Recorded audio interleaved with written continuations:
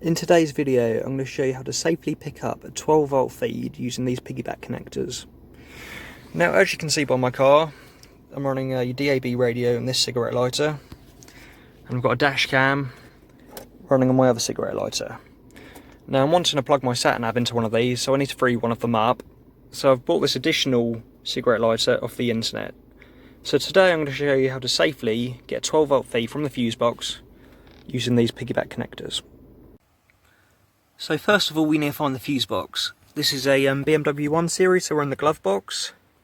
You also will need this chart which explains what fuse does what and whereabouts it is. Now we need to decide whether we want a constant live or an ignition live.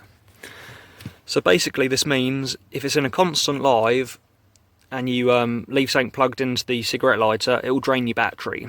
If it's on an ignition live, it won't be live unless your keys are in the ignition. So as you can see, I have found a fuse that is currently showing 0 volts. Now when I start the engine, see we've now got 12 volt, so this is an ignition live.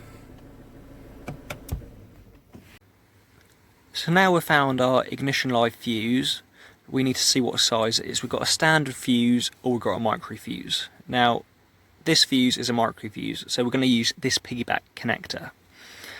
Now, this piggyback connector is going to go in the original slot that the fuse come out of. So this slot here, the original fuse will go in. So this circuit is still fused, so the 12 volt feed in the original fuse will come up here, the fuse is in there, and it will go straight to that circuit. So that circuit is still protected, but also this side here, the 12 volt feed will come up here to the rear half. Now this rear half, we're going to put the fuse in for our new accessory, which is our cigarette lighter. So that fuse will go in there, so that will now power up this side.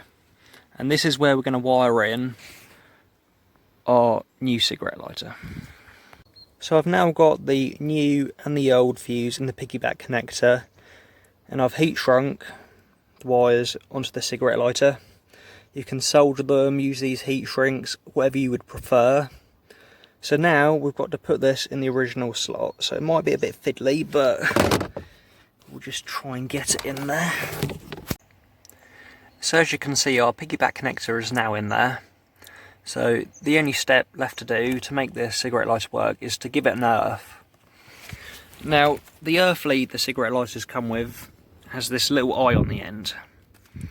Now I've took this bit of trim out.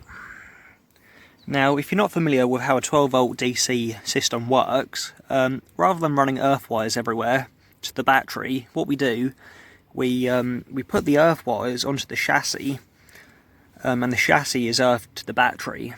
So you'll often see these little bolts coming off the chassis, where all these little eyes will all connect. But unfortunately here I don't have one, but I have found this little hole here. So my plan is, I'm going to use this rivet gun. Now it's not just a normal rivet gun, it's threaded on the end, and we have these rivet nut inserts. So what I'm going to do, I'm going to screw that on there, and if I just put the camera here for a second,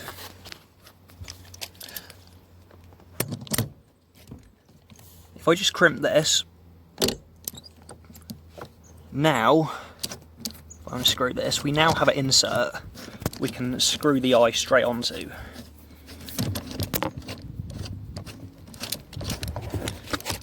So now, as you can see, now that's threaded.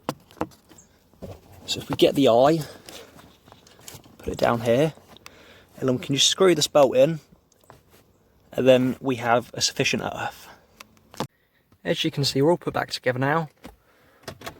As you can see, I've just left my cigarette lighter in the glove box.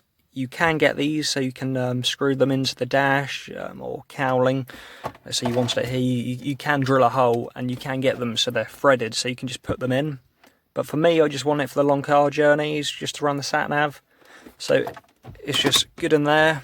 Then on those long car journeys, I can just get it out and yeah, just plug in the sat nav.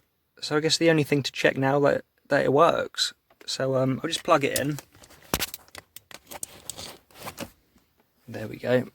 As you can see, it's not lighting up because it is on that ignition live. If I do start the car though,